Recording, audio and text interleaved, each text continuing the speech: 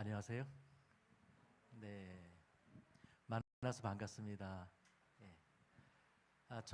예, 여기 가면 이제 석기역이 있고, 그 다음에 돌고지역이 있고, 그 다음에 상월곡이고, 상월곡부터 이제 월곡동이라 불러요. 거기서 월곡동 교회, 아주 자그마한 교회를 맡고 있는 목사 정병일입니다. 이렇게 만나 뵙게 돼서 진심으로 반갑고요. 아, 오늘부터 사경회가 이제 시작이 되는데 우리 주님께서 피차 저나 우리 성도님들이나 은혜 주시어 이 사경회가 은혜 가운데 잘 맞춰지기를 소망합니다. 예. 주제를 종교 개혁이라고 하는 것으로 가져왔어요. 왜 이번 사경의 주제로 종교 개혁을 선택했는가? 왜 2018년도 벽두부터 왜 갑자기 종교 개혁의 이야기인가? 우리는 가나안 땅을 목전에 두고 있습니다. 하늘 가나안 땅. 이제 예수님께서 언제 오실지 우리는 알 수는 없지만 곧 오실 것만 같은 그러한 시대에 살고 있습니다. 옛 이스라엘 백성들도 이와 같은 경험을 하였었습니다. 가나안 땅을 목전에 두고 그들이 경험했던 것, 그것을 살펴보면서 우리 일곱빛 교회도 함께 정말 우리가 준비를 해야 할 바를 같이 찾아보고 2018년도를 주님과 함께 더욱 풍성하고 은혜가 있는 한 해가 되기를 바라는 마음에서 오늘 이 주제로 선택해 보았습니다. 신자가 된 후 하나님 나라에 들어갈 때까지 우리는 잘 알 것 같지만 내 신앙의 현 주소와 내 신앙생활의 현재의 모습 또는 방향들을 잘 알 것 같지만 어떨 때는 잘 몰라요. 옛 이스라엘 백성들은 어땠을까요? 그들도 똑같았어요. 이제 조금만 있으면 가나안 땅인데, 언약의 땅 가나안인데 그들은 이제 곧 들어갈 수만 있을 것 같은 그러한 생각에 가득 찼었는데, 그러나 그들이 정작 가나안에 들어가기까지는 우리가 잘 알고 있는 것처럼 40년의 세월이 필요했습니다.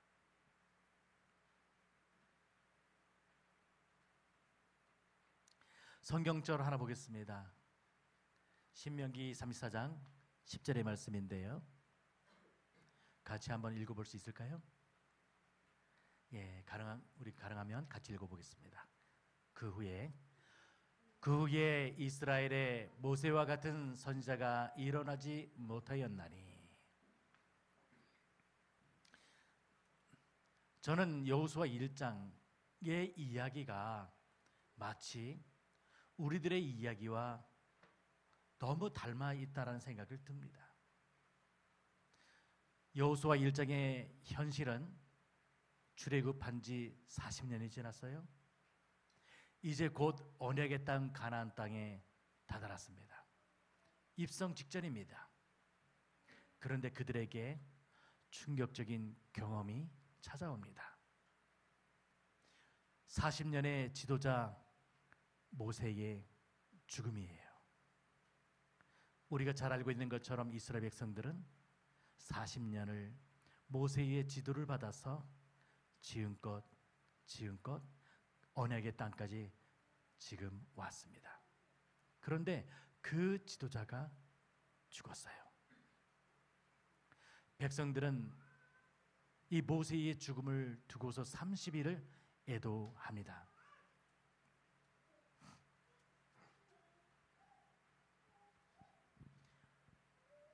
우리 역시 마찬가지로 과거의 죄에서 구원받은 백성들입니다. 즉 출애굽했다는 뜻입니다. 그리고 과거 우리는 2000년이면 예수님이 이제 오신다는 그런 믿음 속에 살고 있었습니다. 그럼에도 불구하고 2000년이 그냥 지나갔습니다. 우리가 그렇게 확신했고 기대했던 그 2000년이 지나가고 난 지금 18년째. 어쩌면 우리는 과거 이스라엘 백성들이 경험한 것처럼 동력을 잃어버리고 방향을 잃어버린 백성들처럼 그런 모습 속에 살고 있다는 거예요. 지난주에 서존 앞에 청소년부에서 우리 일선 목회자들에게 메시지를 보내왔습니다. 그 메시지 내용은 보시는 것처럼, 화면에 보시는 것처럼 대략 이런 내용입니다. 화폐 내의 청소년의 현황을 우리에게 일러주면서 기말보고를 기준으로 해서는 안식일 예배에 평균 출석하고 있는 학생 아이들의 숫자가 보시는 것처럼 1849명이다.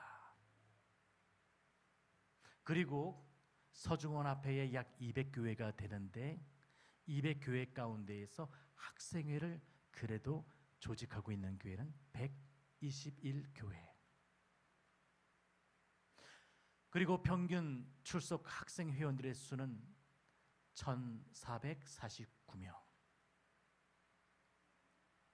이것은 기말보고를 기준으로 해서 청소년부가 우리에게 제시한 이야기입니다.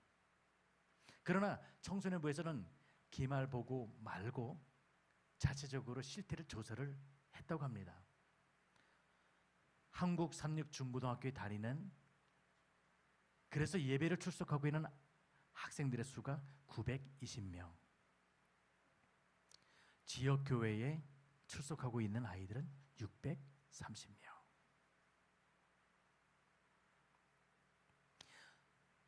저는 분명히 기억하고 있습니다. 저는 어린 시절을 제 모교회가 지금은 별내교회라고 바뀌었지만 사마니 교회였어요. 제가 어린 시절에 우리 사마니 교회에는 아이들로 가득 차 있는 그러한 시절을 보냈습니다. 그러고 나서 제가 이제 어른이 되어서 교회를 맡고 있는 상황이지만 저희 교회도 학생 숫자가 그렇게 많지 않아요. 어떻게 해야 될지 모르겠어요. 어떻게 해야 교회 안에 학생들로, 청년들로 채울 수 있을는지. 우리 일곱빛 농아인 교회는 학생, 청년의 숫자는 얼마나 됩니까? 이것이 중요합니까? 이것이 중요한 까닭은 그들이 우리 교회의 미래이기 때문에 그렇습니다. 아시는 것처럼 점점 고령화되어 가고 있습니다. 저희 교회도 고령화된 교회 가운데 하나일 것입니다. 그렇기 때문에 5년 뒤, 10년 뒤 우리 월곡동 교회는 어떤 모양을 가지고 있을까? 활기찬 모습의 교회가 교회의 모습을 가지고 있게 될까? 아니면 썰렁하게 텅 빈 그저 나이 드신 몇몇 어르신들만 출석하는 그러한 교회가 돼 있을 것인가? 저도 담임을 맡고 있지만 어떻게 해야 될지 모르겠어요. 학생 전도사에게 당부하고 또 당부하지만 학생 전도사도 어찌 해야 될지 알지 못하고 있습니다. 옛 이스라엘 백성들 40년의 지도자 모세를 잃고 난 다음에 그들도 동력을 잃어버리고 말았습니다. 슬픔도 컸지만 슬픔보다 더 큰 문제는 그들은 이제 우리는 어떻게 해야 될까?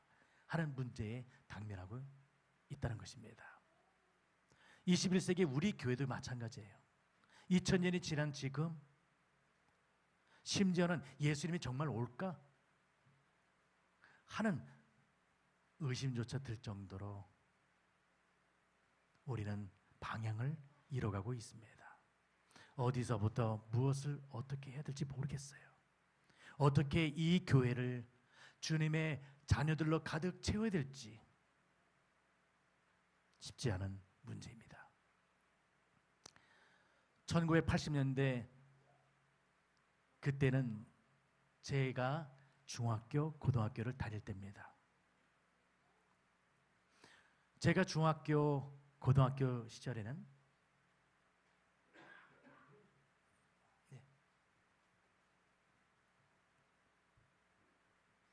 제가 중고등학교 시절에는 제가 안식일 교회에 다니고 있다는 것에 대해서 상당히 자부심이 있었습니다.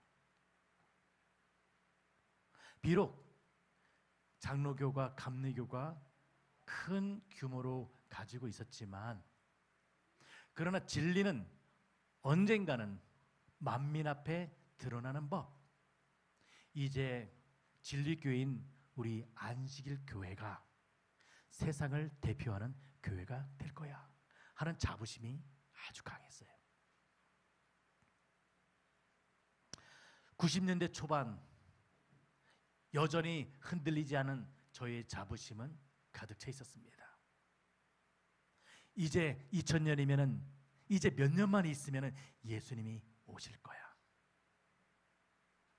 그리고 이제 모두가 마치 노아 홍수 때 마을 사람들이 노아 할아버지에게 저 영감 미쳤다 라고 했지만 문이 닫히고 비가 내렸을 때에 그들이 노아 할아버지 문 좀 열어주세요 라고 인정했던 것처럼 안식일 교회가 옳았다 하고 모두가 인정할 때가 이제 곧 올 거야. 이제 1990년대 후반입니다. 이제 몇 년 있으면은 예수님이 오신다는 2000년입니다. 그런데 교회에 변화가 왜 없죠? 이쯤 되면은 장로교회나 감리교회나 이런 교회 성도들이 맞아, 안식일교회가 맞아 하면서 대거 이동해 올 줄 알았는데 전혀 장로교회나 감리교회는 훨씬 더 이전보다 커져가고 있었고 우리 교회는 그닥 커가고 있지는 않은 것 같았어요. 궁금했어요. 왜 변화가 없는 거지? 맞아, 예수님께서 이렇게 말씀하셨지. 좁은 문으로 들어가라. 생명으로 인도하는 문은 좁고 길이 협착하여 찾는 자가 적다. 맞아, 우리 교회가 진리교회니까 생명으로 인도하는 교회니까 성경에 나와 있는 것처럼 문이 좁고 길이 협착하니까 찾는 자가 적다 말씀하시니 맞아, 이러니까 우리 교회가 진리교회야 하는 그런 위안을 갖게 됩니다. 그런데 2000년이 지나고 2018년이 되었습니다. 2000년이 지난 지 벌써 18년이나 세월이 지났다는 것입니다. 이제 우리를 70년대, 80년대, 90년대 우리를 영적으로 인도했던 지도자 목사님들이 이제 다 떠나고 없어요. 우필원 목사님이라든지 정말 기라성 같았던 그 목사님들이 지금은 다 떠나가고 이제 남아있는 몇 목사님들은 고령이 되어서 정말 예수님이 오기는 오는 걸까요? 여러분 생각은 어떻습니까? 예수님이 정말 오시는 걸까요?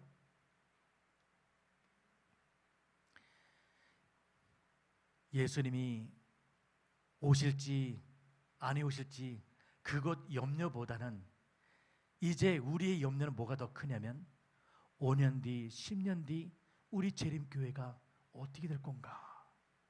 이렇게 청년들이 없고 학생들이 없고 송구하지만은 연로하신 어르신들이 주로 자리를 차지하고 이러한 상황에서 5년 뒤, 10년 뒤 우리의 교회는 어떻게 될 건가? 이제 교회가 사그러져 갈 것만 같은 것이 우리의 현실이다 보니 예수님이 올지 안 할지보다 이제 5년 뒤, 10년 뒤 이 교회가 문 닫을지 말지를 이제 걱정하는 시대가 되었습니다. 모세가 죽고 이스라엘 백성들은 이제 뭘 어떻게 해야 될지, 이제 슬픔보다 두려움이 그들을 차지하고 있었을 때에 이때 하나님의 음성이 들려옵니다. 하나님의 음성이 여호수아에게 들리기 시작합니다. 여호수아 1장 9절의 말씀 같이 한번 읽어보겠습니다. 너는 시작. 너는 마음을 강하게 하고 담대히 하라. 두려워 말며 놀라지 말라. 내 하나님 여호와가 너와 함께 하느니라. 아멘. 두려워 떨고 있는 우리에게 주시는 하나님의 음성이 틀림이 없습니다. 우리가 5년 뒤, 10년 뒤 이 재림교회를 위하여 우리가 어떻게 이끌어야 될지, 어떤 두려움이 더 앞설 때에 그러한 우리에게 주시는 주님의 말씀, 너는 마음을 강하게 하고 담대히 하라. 두려워 말며 놀라지 말라. 내 하나님 여호와가 너와 함께 하나니라. 이 말씀이 저와 여러분 우리 모두의 말씀이 되기 간절히 소망합니다. 여호수아 1장 1절과 2절에서는 여호와께서 모세의 수종자 눈의 아들 여호수아에게 말씀하여 이르시되 내 종 모세가 죽었으니 이제 너는 이 모든 백성과 더불어 일어나 이 요단강을 건너 내가 그들 곧 이스라엘 자손에게 주는 그 땅으로 가라.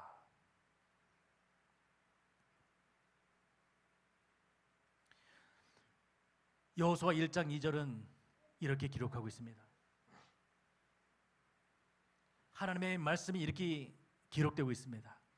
내 종 모세가 죽었으니 이제 너는 일어나 요단을 건너 그 땅으로 가라. 슬퍼하고 있을 수는 없다는 것입니다. 여기에 오랫동안 주저하고 있어서는 아니 된다고 한다는 것입니다. 일어나라는 것입니다.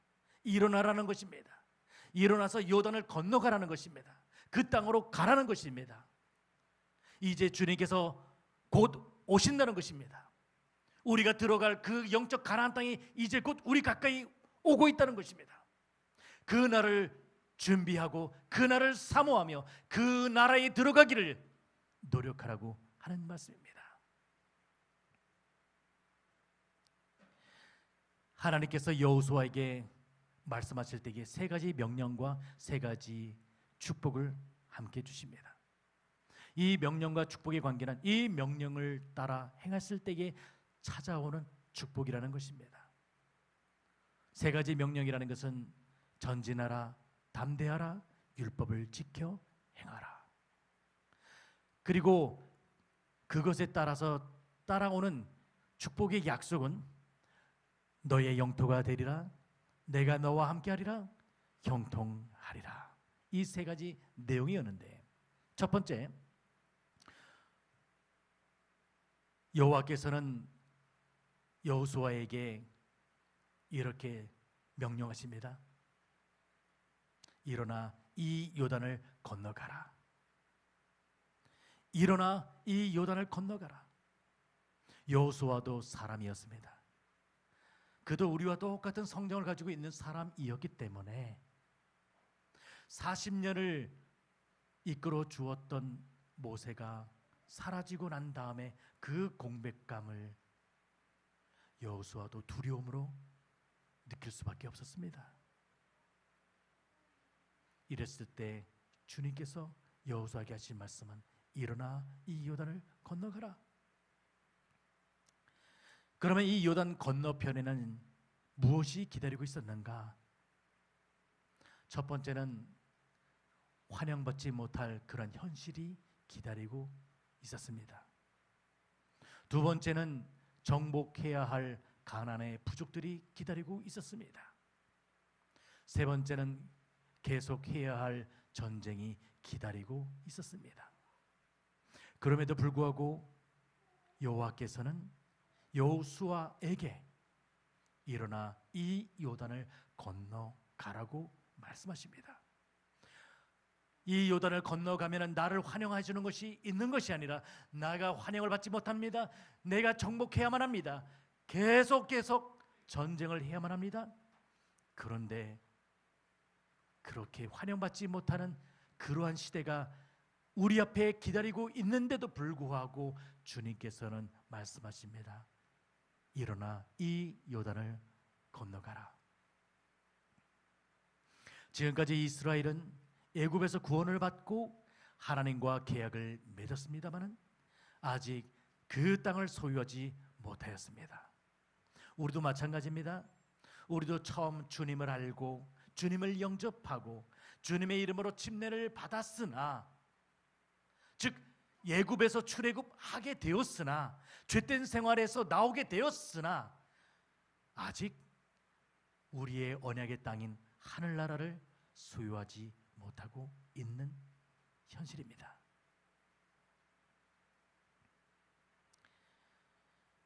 그러한 우리에게 주님께서 말씀하십니다. 일어나 이 요단을 건너가라.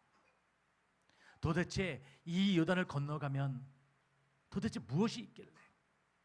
우리가 잘 알고 있는 것처럼 앞서 얘기했처럼 환영받지 못하는 우리가 환영받지는 못하는 상황, 그리고 우리가 정복해야 할 그런 가나안 부족, 계속되는 전쟁, 이런 것들이 기다리고 있었습니다.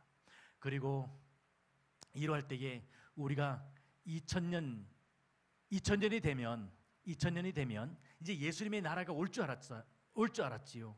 이제 재림할 줄 알았지요.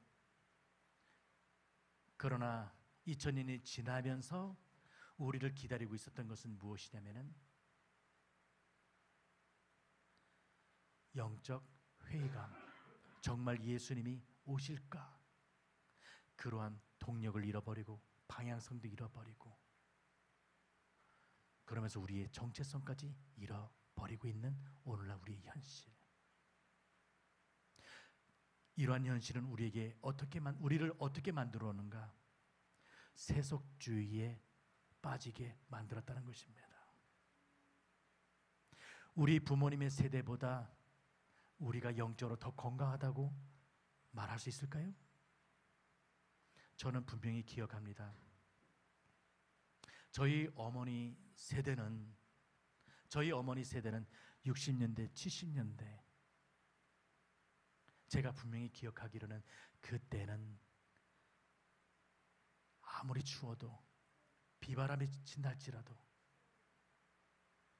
화요일 저녁이라 할지라도 빠지지 않고, 오늘날처럼 대중교통이 있었습니까? 없었어요. 걸어가야만 했었습니다. 밤길을 걸어가야 했었습니다.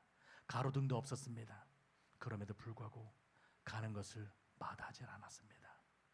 가서 예배를 참여하고 뜨겁게 찬미를 부르고 뜨겁게 기도를 하며 영적 충만한 마음으로 집으로 돌아오던 우리 부모님의 세대를 저는 분명히 기억합니다. 그렇다면 이제 여기에 어린아이들이 좀 있는데 이 아이들의 부모님 세대들이시여, 여러분, 저와 여러분은 어떠한 신앙을 우리들의 자녀들에게 보여주고 있습니까? 그들이 장성했을 때에 우리 어머니는, 우리 아버지는 화요일이고 금요일이고 저녁 예배고 비가 오나 눈이 오나 어떠한 역경이 닥친다 할지라도 교회를 참석하기를 정말 열심히 하였다라고 하는 그 기억들을 가지게 될까요? 오히려 부끄럽지만은 안주하고 싶어요. 신앙도 적당히 하고 싶어요. 그냥 좀 쉽게 편안하게 하고 싶어요. 그래서 쓸쓸한 이야기이긴 하지만 현실적인 우리의 이야기. 그래서 이런 말씀을 드려도 되는지 모르겠지만, 그래서 모이는 교회만 모이고 그렇지 않은 교회는 점점점 비어져 가고만 있어요. 삼육대학 근처의 어느 교회는 점점점 차고 모여들고 있지만 그 주변의 교회들은, 전에 열심히 일하던 그분들은 이제 좀 편히 좀 사자, 편히 좀 살자 해서 그들의 교회를 비워버리고, 그런 현실이 우리들 앞에 펼쳐지고 있다고 한다는 것입니다. 이렇게 안주하고 싶을 때에, 영적 전쟁을 계속 치루어야 하는데 영적 전쟁에 대하여 회의감을 느끼게 될 때에, 이러한 우리에게 주님은 뭐라고 말씀하시는가? 출애굽기 34장 12절의 말씀에 같이 한번 읽어봅니다. 너는 시작. 너는 스스로 삼가 네가 들어가는 땅의 거민과 언약을 세우지 말라. 그들이 너희 중에 올무가 될까 하노라. 여기서 땅의 거민과 언약을 세우지 말라라고 했는데, 여기서는 땅의 거민들이 누굴까? 저는 그들이 불교 신자나 천주교 신자나 장로교 신자나 감리교 신자나, 저는 그렇게 생각하고 있지는 않아요. 여기서 땅의 거민과 언약을 세우지 말라 할 때에 땅의 거민은 저는 세속주의로 물들어가고 있는 이 세대이지 않을까 생각합니다. 그래서 로마서 12장 2절의 말씀, 너희는 이 세대를 뭐 하라고요? 너희는 이 세대를 본받지 말라. 너희는 이 세대를 본받지 말라. 이 세대의 특징은 어떤 특징을 가지고 있을까요? 우리가 잘 알고 있는 것처럼 자기를 사랑합니다. 자랑합니다. 물질의 유혹을 쉽게 받습니다. 물질의 유혹의 홍수 가운데 있습니다. 부모를 거역합니다. 감사치 않습니다. 정이 없어요. 절제하지 않습니다. 그리고 조급합니다. 이런 것들이 오늘날 이 시대의 특징이 아닌가 한다는 것입니다. 이러한 세대를 본받지 말라. 재림신자들이요, 이러한 세대를 본받지 말라. 주님께서 명령하십니다. 아멘. 주님께서는 이렇게 이 자리에 안주하여 머물러 있지 말고 일어나 힘을 내서 저 요단을 건너가라. 저 요단의 건너에는 내가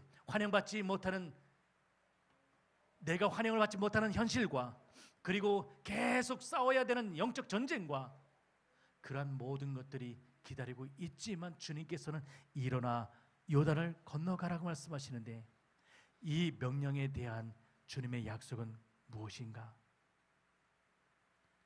여호수아 1장 3절로 4절에서는 너희가 밟는 곳은 너희 영토가 되리라.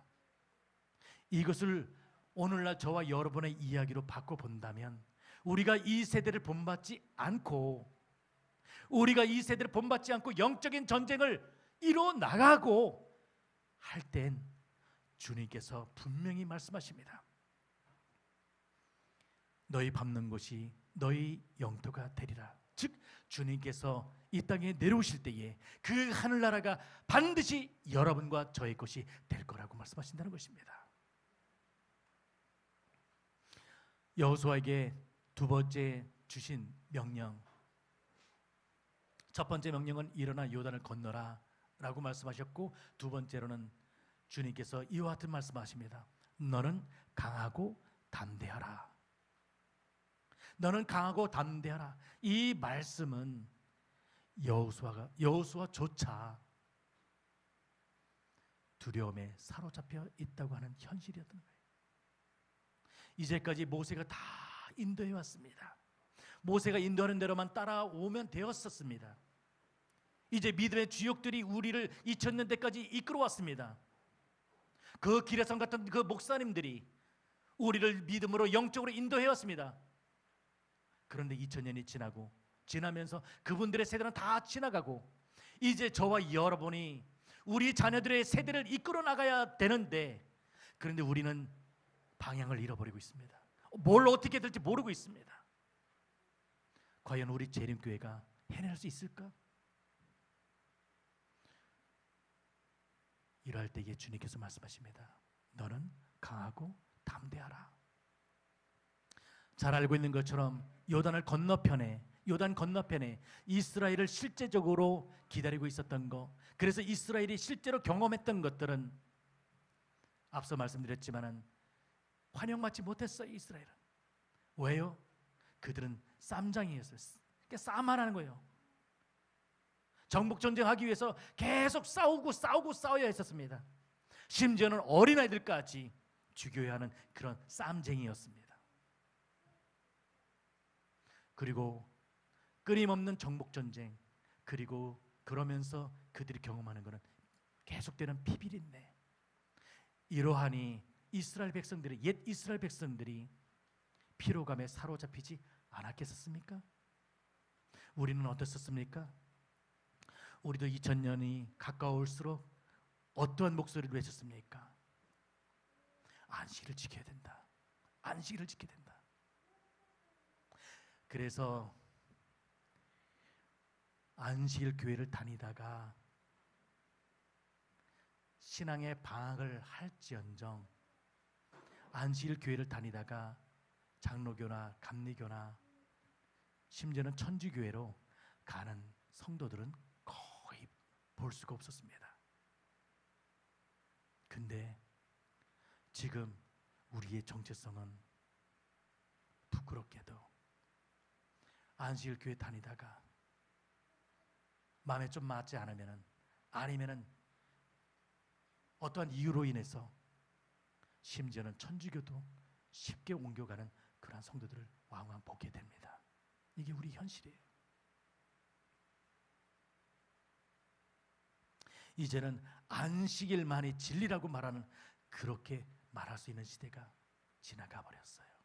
우리조차 그렇게 자신감을 잃어버리고 말았어요. 그래서 저도 방문하면서 뭐라고 권면합니까?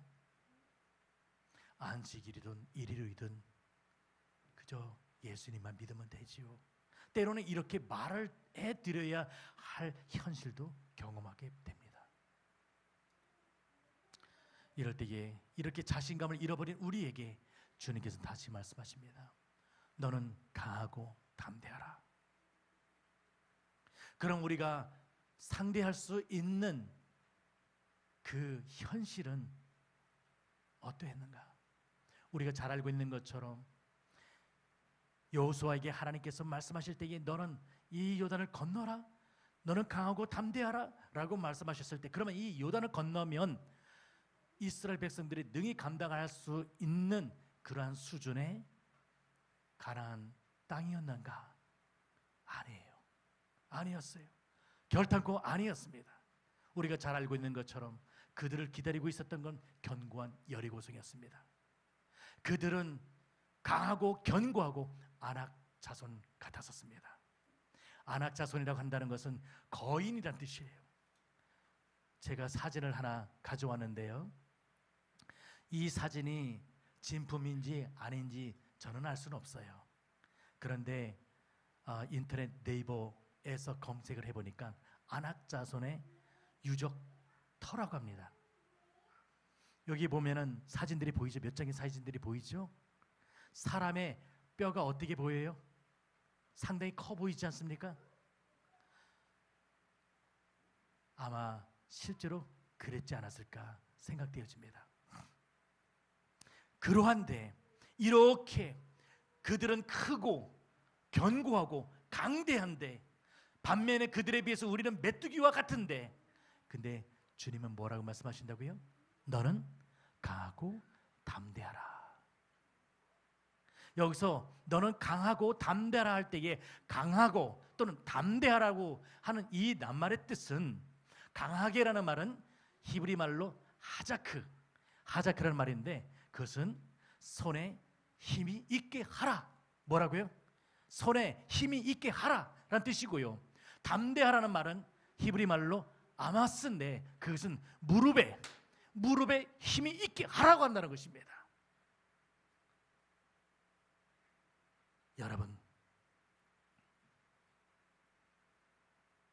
안악자손과 같은 이 거대한 세속주의, 그리고 우리보다 훨씬 월등한 장갑리 교회 또는 천주교의 그런 수준을 바라봤을 때에 순간 자신감을 상실하거나 또는 쪼그라들지 말고, 오히려 주님은 뭐라고 말씀하신다고요?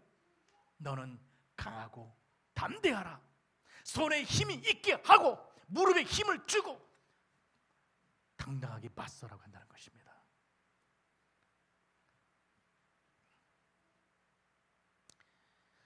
너는 강하고 담대하라. 이 명령에 주는 그러면 축복의 약속은 무엇인가? 주님은 이 축복을 우리에게 주십니다. 내가 너와 함께 하리라. 우리가 자신 있게 손에 입에 힘을 가지고 무릎에 힘을 가지고 담대하게 영적인 전쟁을 치러 나가게 될 때에 주님께서 주시는 약속, 내가 너와 함께 하리라. 내가 너와 함께 하리라는 것입니다. 더불어 여호수아에게 주신 세 번째 명령, 일어나 이 요단을 건너가라. 두 번째는 강하고 담대하라. 세 번째는 율법을 지켜 행하라.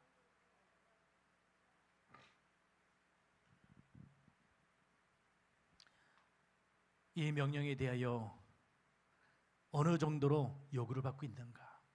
여호수아 1장 8절의 말씀을 보면은 이 율법책을 내 입에서 떠나지 말게 하며 주야로 그것을 묵상하며 그 안에 기록된 대로 다 지켜 행하라. 이 정도의 우리 요구를 받았습니다. 율법, 계명. 우리 어머니 세대들은, 즉 80년대, 90년대 이때까지만 해도 정말 잘 알고 있는 것처럼 음식물과 식생활에 관한 그런 권면 속에 철저한 믿음을 유지하며 살았었습니다. 안식일에 텔레비전을 튼다든지 이런 것을 생각하지 못했었습니다. 그런데 2000년이 지나면서 우리의 영적 긴장감은 확 풀어져 버리고 말았습니다. 안식일에 왜 이렇게 교회가 피곤하지요? 빨리 끝내고 집으로 돌아가기 바쁩니다. 집에 돌아가서 무엇을 할까요? 제가 모르지는 않습니다. 적지 않은 성도들의 가정에서 그들의 신앙은 이미 10년, 20년이 되었음에도 불구하고 침대에 드러누워서 리모컨으로 텔레비전을 틀고 그러한 현실을 종종 목격하기도 합니다. 저와 여러분은 어떻습니까? 그런 현실에서 자유롭습니까? 아니면 어떠합니까? 주님께서 말씀하십니다. 영적 가나안 땅을 목전에 두고 있는 우리에게 말씀하십니다. 내게 명령한 그 율법을 다 지켜 행하고 우로나 좌로나 치우치지 말라. 이 율법책을 내 입에서 떠나지 말게 하며 주야로 그것을 묵상하며 그 안에 기록된 대로 다 지켜 행하라. 우리가 하나님의 말씀대로 살게 될 때에 어떤 유익을 얻게 될 건가? 첫 번째, 제 경험으로 본다면 신앙생활에 자신감이 돼요. 자신감이 돼요. 우리가 율법이나 계명을 좀 좀 죄짓는 행동을 하지 않습니까? 어때요? 자신감을 좀 잃어버리는 그런 경험들을 모르시나요? 예, 우리가 율법을 지키고 계명을 지킬 때에 우리에게 주시는 영적인 선물은 첫 번째 뭐냐면 신앙생활의 자신감이에요. 자신감을 준다는 것입니다. 그 자신감, 여기서는 무기라고 표현했지만 자신감을 줘요. 두 번째, 영적인 성장을 하게 됩니다. 영적인 성장을 하게 돼요. 세 번째는 우리의 길을 인도받습니다. 네 번째는 우리 마음 가운데 평강을 얻게 합니다.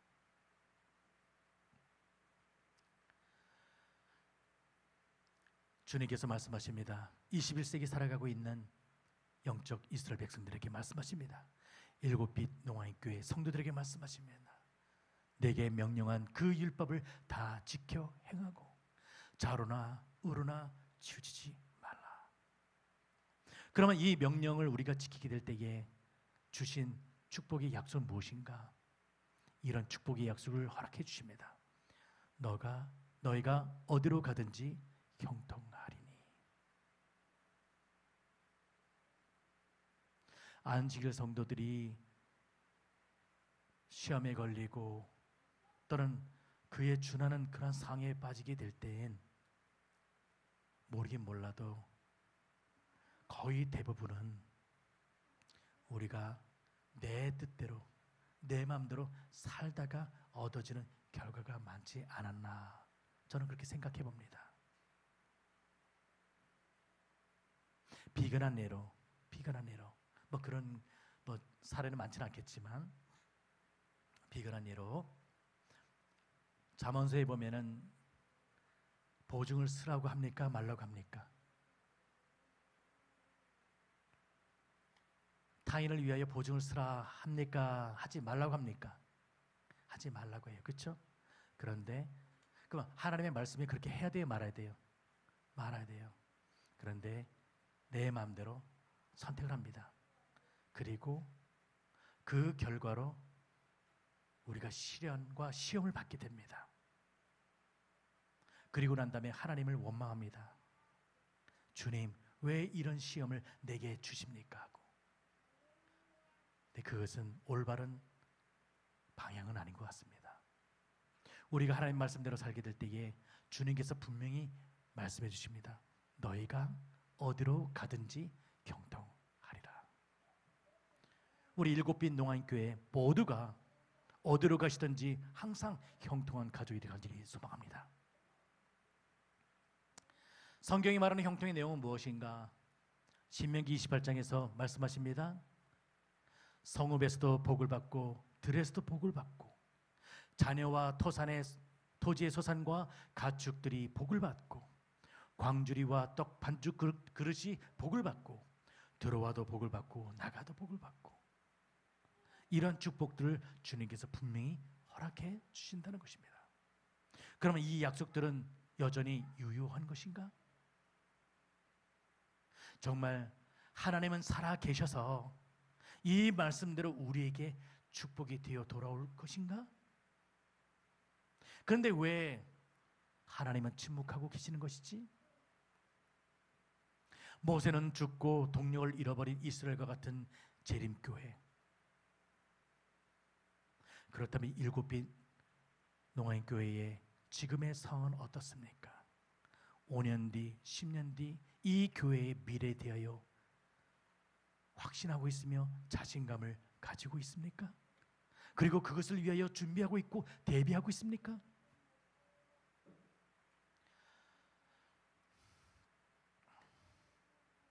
이제 오늘의 말씀을 줄이면서 오늘 첫 시간은 종교개혁의 이야기를 들어가기 전에 왜 우리가 종교개혁에 대하여 다시 한번 살펴봐야 되는지, 그 서론적인 이야기인데 주님께서는 이 요단을 건너가기 위해서 우리에게 주신 또 하나의 명령이 있습니다. 그것은 뭐냐면은 너희는 자신을 성결케 하라. 뭐라고요? 자신을 성결케 하라고 한다는 것입니다. 이제 종교개혁을 통해서 우리가 배울 교훈은 뭐냐면 우리가 어떻게 성결한 삶을 살아가야 할 것인가에 대한 질문을 던지면서, 그러면 우리들의 조상들은 어떻게 개혁을 이뤘으며 그 개혁의 결과로 우리에게 어떠한 축복들을 이어져 왔는가, 그것들을 살펴보고자 하는 것입니다. 그래서 내일의 말씀은 출애굽 시대에, 성소 시대에 종교 개혁을 먼저 좀 살펴보겠습니다. 너희는 자신을 성결케 하라. 21세기 우리 앞에 서 있는 이 가나안, 이 세속주의, 이러한 것들은 우리에게 어떤 존재이며, 이 거대한 이 세속주의, 즉 안악자성과 같은 이 거대한 세속주의 앞에서 우리는 어떠한 자세로 임해야 할 것인가, 그 해답을 이 한 주간 같이 살펴보기 간절히 바랍니다. 그래서 지금 나의 신앙의 수준과 신앙의 현 주소와 그리고 영적인 상태를 한번 살피게 되어서 2018년도를 말씀으로 다시 한번 시작하게 되길 소망하며 오늘 첫 시간에 말씀을 줄이도록 하겠습니다.